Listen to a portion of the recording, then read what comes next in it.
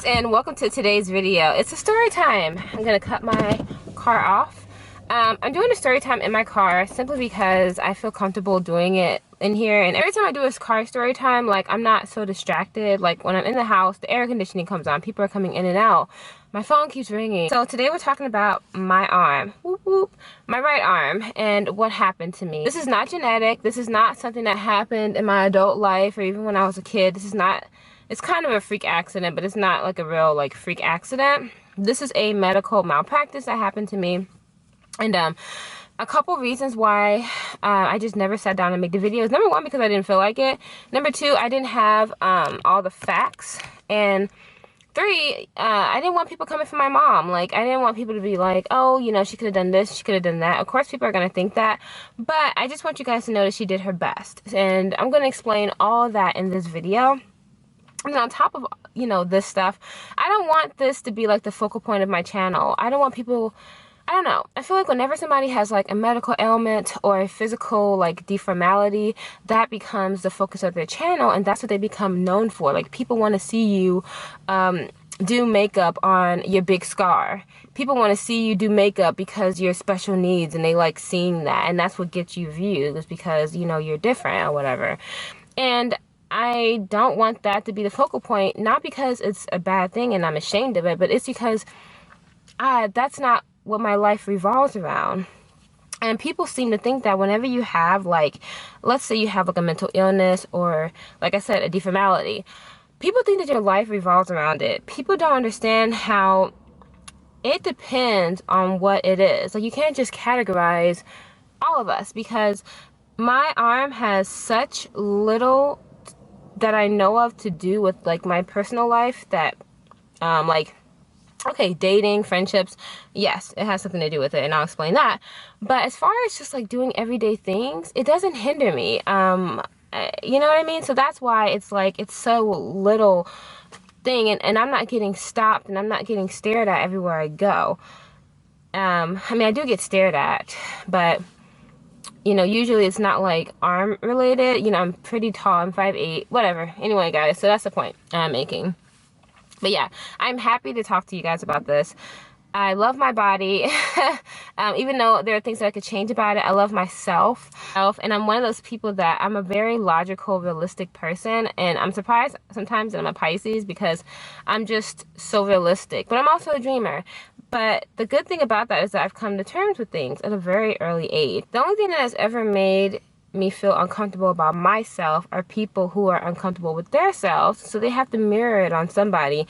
And I have been the target, and unfortunately I've been the victim of that a lot of times in my life. So yeah, I've always loved myself. I've always had this weird self-confidence that I was just really happy about myself no matter how I looked.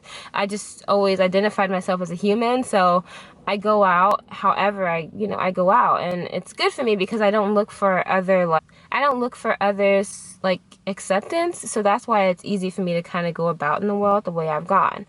So anyway, so I know that this video can help anyone, whether you have what I have, whether you know somebody that has what I have, or whether you have to be around someone like me. I know that this video can help you, so hopefully if you've ever been ignorant, you don't have to be that anymore, or whether you're having an issue dealing with it, you don't have to deal with it anymore, because there are a lot of people who actually have had it that I've bumped into and that have just talked to me simply because they saw that I had it. So yeah, guys, let's talk about it.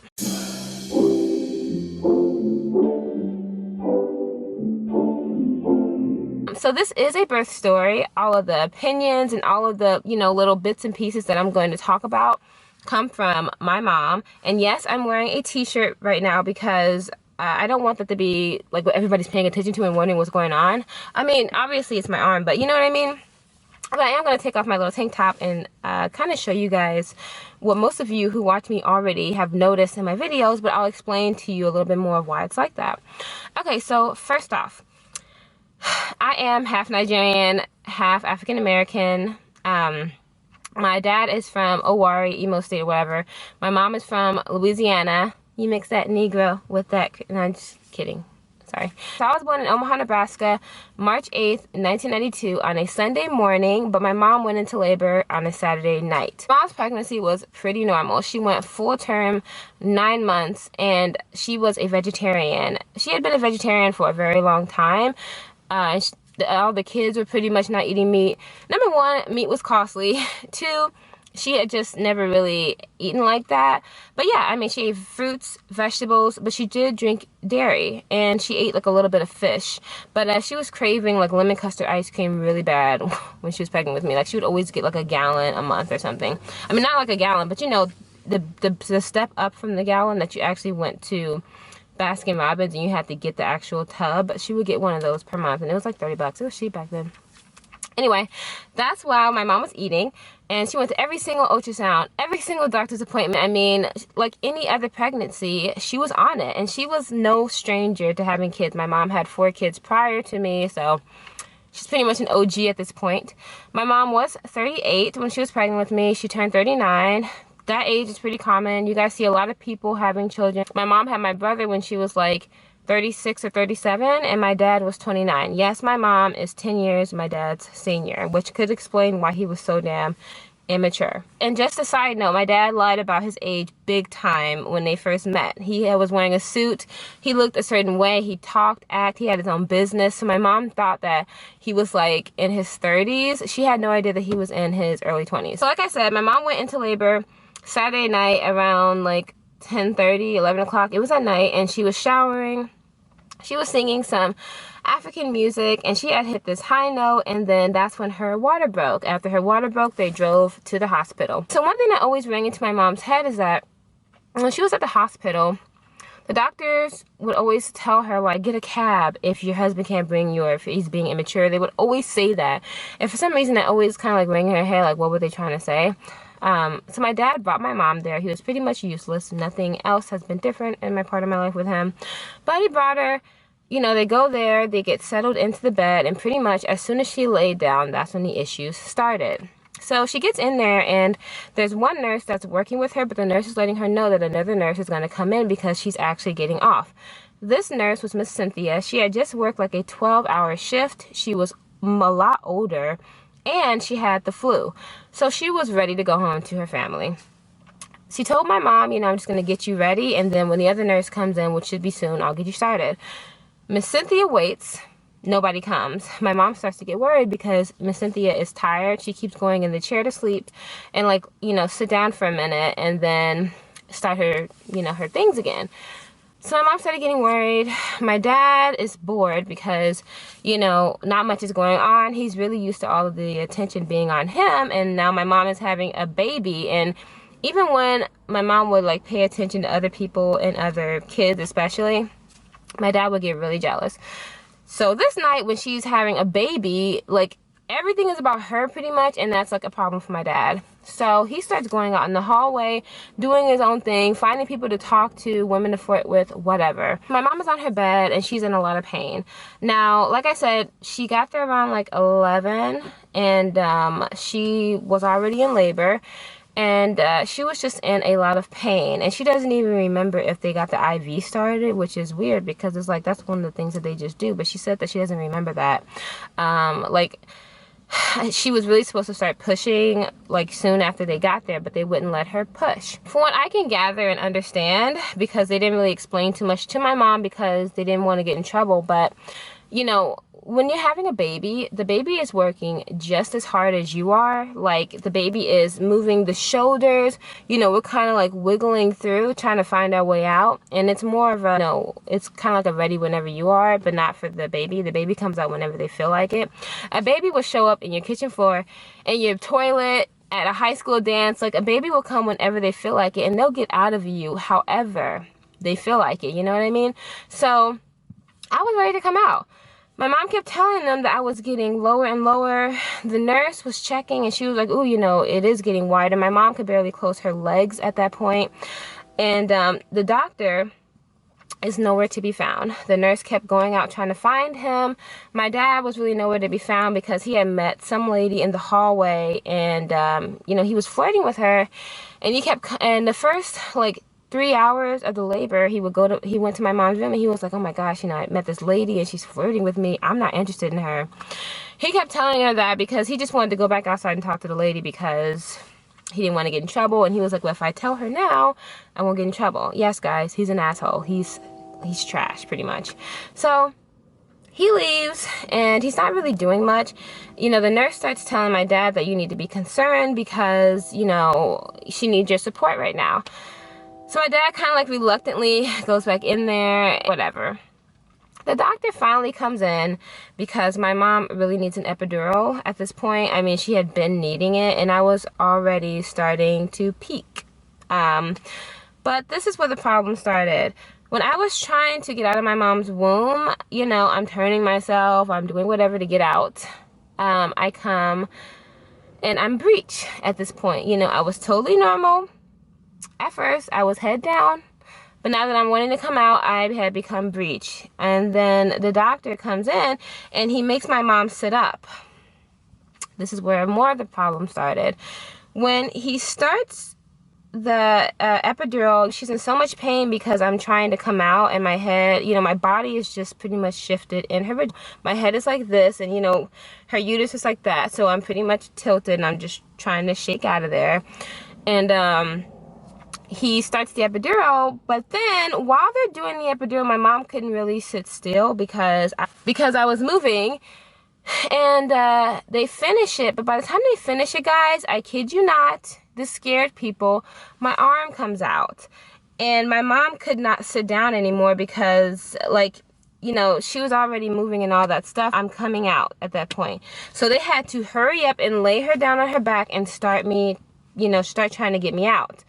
Now, this guy was not experienced in labor. So, oh my gosh, I can't even believe this is like, the nurse recollected, like the nurse recalled it and everything and how it happened. You know, my dad would like talk a little bit about it and these things were matching up. When they laid my mom down, my arm, you know, my mom, like I said, my hand had come out, right? While she was kind of sitting. But she was kind of sitting backwards. I don't really know specifically, guys, like I said, but this is what people are saying. You know, they laid her back and the guy just was not experienced in birthing. Now, this was Dr. Lopez. This was a guy, and I think that he was still doing his residency and he was shadowing more. But obviously he could deliver a baby, but he wasn't really practiced in delivering breech babies. Now, the hospital was understaffed. It was crowded because it was a Saturday night and they really were not trying to tend to her until I was literally like coming out at that point. They were really neglecting my mom. So this was a thing of neglect. And he had to run and go get the other doctor. This is a woman doctor who was a real, you know, she had been practicing for years, a long time, and she had already experienced breech births. Now, usually you would do a C-section. But because I was already coming out, she had even talked about how they had pushed babies back in and did the C-section or something like that. Pushed me back in and then turned me. They were going to do that, but I was just coming out. And this is where the graphic part comes in. I mean, is it even really graphic? They practically yanked me and tugged me out of my mom. Very rough. They pulled my neck. You know, I'm coming out like this. And pretty much my arm is backwards. In real life now, like now that I'm in my adulthood, my arm is backwards. Like this arm cannot do this arm. Anyway, so yeah, they pretty much pulled me out, but my neck got caught in, you know, and I don't even know what my neck got caught in. My tendons are stretched. Everything is happening, and they just keep telling my mom to push. Then they tell her to stop, but I'm caught in between and they're telling her to stop, and they kind of just like push me in a little bit. It was the strangest birthing ever. And they pretty much yanked me out. Then he put his hand in a little bit and he, you know, pushed my head through, you know, got it regular, I guess. And then they pulled me out. And my mom said that she was pushing for a really, really, really long time. She was pushing for a long time. Some people do 7 pushes and the baby's out. My mom said that she was pushing for like It was a while. I mean, some people push for longer, you know, but she was pushing for a long time. But what she was going through, and the epidural hadn't even kicked in all the way because I was already coming out at that point. She ended up, you know, she was tearing, which tearing is pretty normal for most women. My mom had about 25 to 30 stitches. So I don't know if that's normal. They were like the dissolving ones. And yeah, I came out. Now, I was blue, so my mom couldn't hold me. They had to immediately take me away. And she was just freaking out. She's like, what's happening? And she said, oh, you know, she was kind of suffocating. And that's not really normal for a baby to suffocate when your umbilical cord is not wrapped around your neck. Now, usually that's what's pretty normal. Or if your parent had like high blood pressure or something, that's usually when you come out blue and you can't breathe very well. But for me to not be breathing and I had a normal, supposedly, pregnancy and everything was normal, everything was supposed to be normal, that shows how inexperienced and how badly things were done. So they sent me to the back and everything, and at the hospital, the way that they made it sound like to my mom, because like I said, my mom had multiple pregnancies before. My brother, my middle brother, he was actually breached, but he turned himself upside down because my mom was actually going to do a C-section with him when they found that out, but he ended up just turning himself, and the doctor kind of like moved her stomach. I don't know what happened, but I remember her saying that he kind of just got it right on his own. I was breech birth simply because I was just trying to come out because they left my mom on the bedside way too long when it was time to go.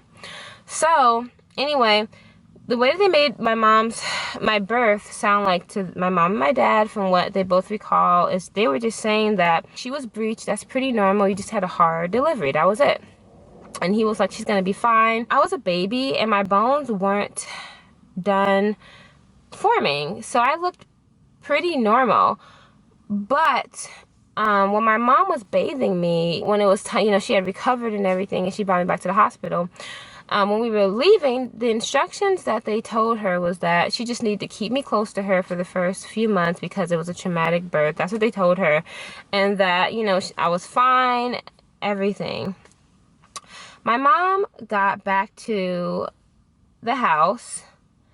And, you know, she took me out of my little burrito thing, and she noticed that one arm, something wasn't right. She was like, I know this isn't right. Like, something has happened. Usually it takes a minute for people to notice kind of like broken bones with babies if you're not crying about it.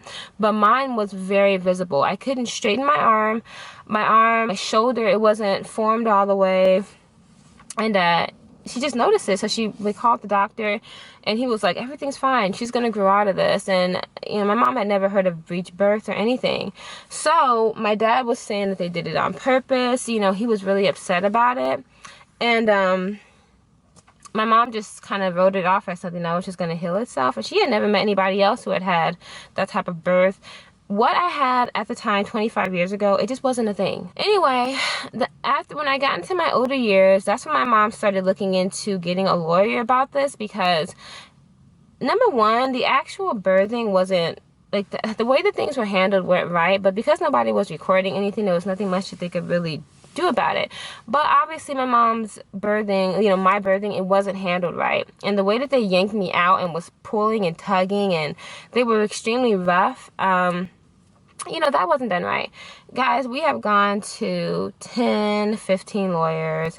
We have done so many things, and you know, we didn't have a lot of money.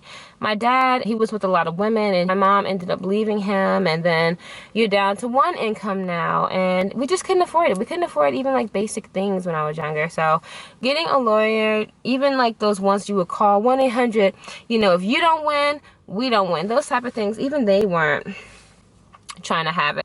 And when I was around like 4, we kept going back to the hospital because nothing was being done. My arm was not getting any better. It was getting tighter. They gave my mom, I started going to physical therapy, and they gave my mom exercises to do. And so we would be doing them, but I mean, it's like you have to keep it up, and my arm is never ever going to be normal. I started going to physical therapy when I was like 4 or 5 years old. I went there weekly. I would see a doctor. He would introduce new exercises to do to my arm, and I would have to hold the positions. And yeah, then when I got into school, you know, some things happened, and I wasn't with my mom anymore. and I ended up going with my sister. But I think one of the issues is that okay, so my camera ended up cutting off, and I don't even know at what point did it cut off, when did it stop. But anyway, guys, I ended up going, the sun is going down. I went to therapy, and I've went for like years, on and off. Then they ended up taking me away from my mom, and I had to go in the foster care system. At that point, my mom was actually starting to get, we were gonna do a surgery for my arm, but there was like a cutoff time. And when I went to foster care, I mean, everything about my arm just went out the window. I was no longer anybody's priority. I mean, when I was at my mom's, my arm was my priority in getting things fixed, even though my dad didn't really want us to do anything about it. He didn't believe in that, you know, he didn't really believe in doing anything about it, so that I could have a semi-normal life. We were gone from my mom for about 2 to 3 years, and then when we got back into my mom's care, she did start back up trying to figure things out. I went to the Mayo Clinic, which is like a world-renowned hospital. Like, it's, a lot of people know about it. I went there when I was younger. It wasn't that far from Nebraska, so my mom took me. Then again, when I was in 8th grade, or my freshman year of high school, I think it was like 8th grade, it was one of those years, but I ended up going to the Mayo Clinic again, and they told us that we couldn't do nothing, you know. We drove again, and then we went to a doctor, and when I was younger, a doctor said that he could do a surgery on me, but my arm would just end up being like this forever. It's just going to be close to my, you know, my elbow would be to my stomach. My mom was like, well, we could maybe look into that. She saw a few people who had done it on, and she just really didn't like how it looked. So she said no.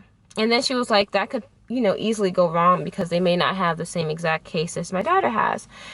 Then when I got older, we saw another doctor who said he could possibly do it, maybe using like stem cell, but stem cell research was not really being developed at that time. And on top of that, I mean, he just hadn't done enough people and everything. And I wouldn't have even minded being the guinea pig, but I was like, really, am I going to lose my arm over this? So yeah. After that, then we would see countless lawyers and stuff, and it was crazy because I was seeing other people who had the same thing as me, and they were getting payouts at least. And you know, one boy I had ran into, his arm ended up like mine. He went to the Children's Hospital in Texas and he got his surgery done, but he was like 11 years old and he got it done when he was 8.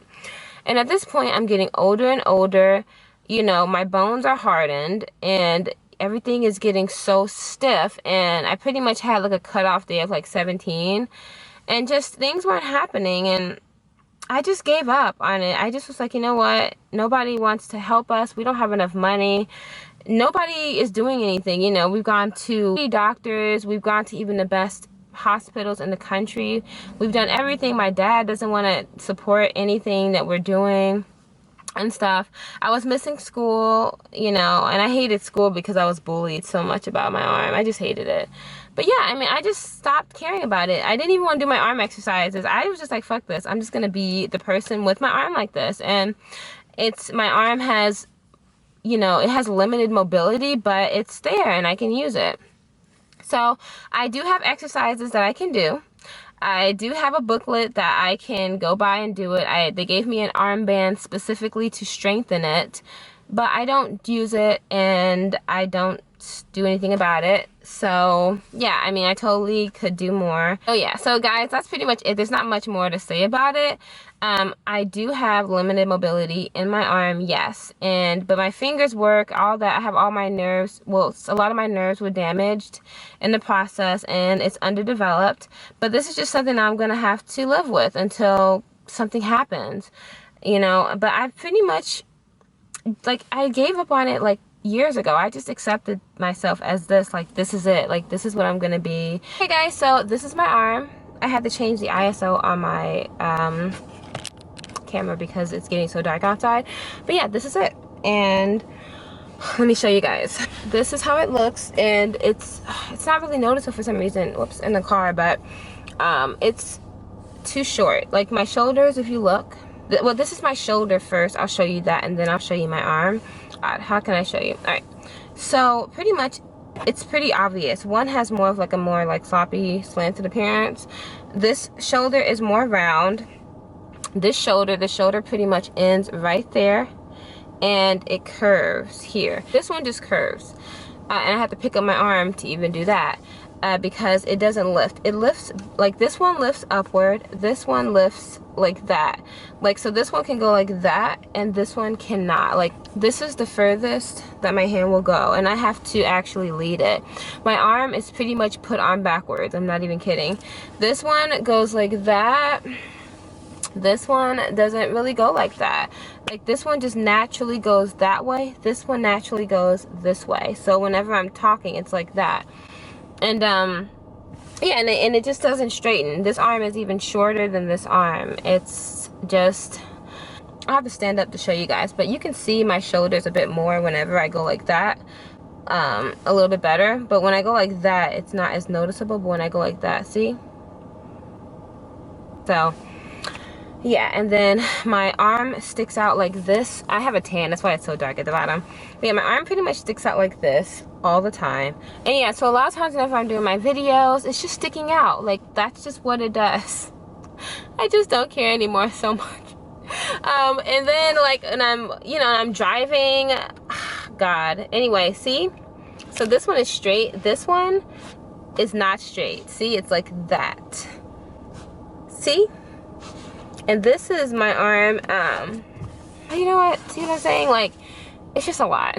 And you guys will notice it from time to time in video. So I'm going to link this video in pretty much every single description box ever. Okay, thank God for ISO, because it is really dark outside. Anyway, guys, before I end this video, I did want to talk to you about, like, dating and friendships. Just, like, quickly touch on that. As far as dating goes, yes, I'm taking things a little bit differently now, because pretty much my whole arm thing has been swept under the rug by my family. I just never thought to mention it. But now when I date someone, I'm like, hey, I have this arm, and I don't even know how to say it. Like, I know I sound like I'm taking this so lightly, but, you know, guys, I'm 24 years old and I've been living with this my whole life. So I don't know any other way to go about this, because it's just a part of me. And I'm just like, I don't know how to explain somebody something that's just me, if that makes sense. It's almost like telling somebody, like, hey, I have a shopping addiction. I don't even know, like, how to explain it. But yeah, I just tell people, like, I have an arm problem. When I was 16, I remember I did it, and the guy was like, I don't care. And then once I got older and I started dating, I just figured that people just, that's one of the first things that they saw. And it was like, well, why are you talking to me if you didn't, you know, that's just it, because I would get asked about it. So I just figured that the person who I was dating already knew that I had it. But some guys have never mentioned it to me, which is kind of strange. And I was dating these, like, two guys who, two people who, like, just, they mentioned it to me after we stopped talking to each other, and then one of them mentioned it to me in a bad way, and then, you know, but yeah, it hasn't really affected my dating life, and it probably has. I mean, it's probably affected it in a way that, you know, people wouldn't want to date me, but that's fine.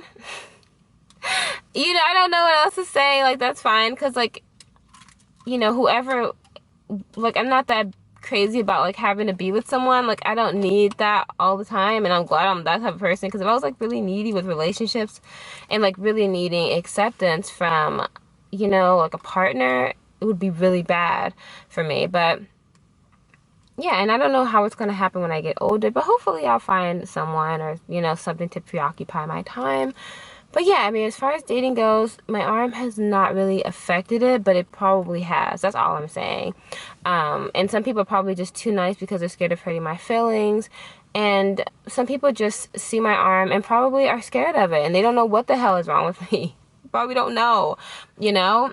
And that's it. As far as friendships go, I mean, me having this arm has affected my friendships tremendously, because some people don't want to be seen with somebody, you know, who has an arm like that. Like, and then some people don't really care because it's just friendship. I can say that when I was in school, I had a lot of friends, a lot. And it just depended on what school I went to, too, because I was always the new girl, and I made sure I was really, like, outspoken because I was the new girl. I was always the last person to get enrolled in a school, you know what I mean? Hold on. And then I even told the story about my first boyfriend ever. He broke up with me because of my arm. He just requested me on Facebook, weirdly enough. Maybe he saw my story time, but yeah, I mean, it's affected me, but it hasn't really affected me because I'm just one of those people. I kind of like brush things off, and certain things just don't bother me as much as it would bother someone else. And also because if some people would say, oh, that's because yours isn't that noticeable. Guys, it's fucking noticeable. It is, and I know I'm probably gonna see comments of people trying. Listen, guys, don't be fake nice to me. I see girls with like abnormalities on YouTube, and you guys immediately are like, "You're beautiful, you're gorgeous," and we know that in real life. Or they'll be saying stuff like, "I wish I looked like you," and it's like, no, you don't. Like, don't lie. If there's one thing I can tell you guys is that someone with a physical like abnormality, we don't like when you fake shit, because it's like you're mocking us. It's like when you're telling somebody that you wish that you had what they had, like, we know that you don't. So it's like, stop being a lying, and it doesn't, like, you lying to somebody, it doesn't help anybody in real life usually, and it's not going to help us with our, you know, you're just assuming that we automatically don't feel good about ourselves because of our arm or whatever thing that we have going on. So yeah, that's friendships, that's relationships. As far as family relationships go, pretty much everybody has just ignored it, which hasn't really helped. Nobody ever asks me how my arm is doing. If they do, I have to bring it up. It's just pretty much been an overlooked thing. Nobody's really cared to ask me about it. Honestly, like, the only time I get asked, like I said, is when I bring it up and somebody's like, oh yeah, how is your arm? And I've had other family members say like, oh, if your arm was straight or if your arm was normal, Chinyere, you would be so perfect. And I've heard that so much from everyday people, and just, I mean, you know, whatever.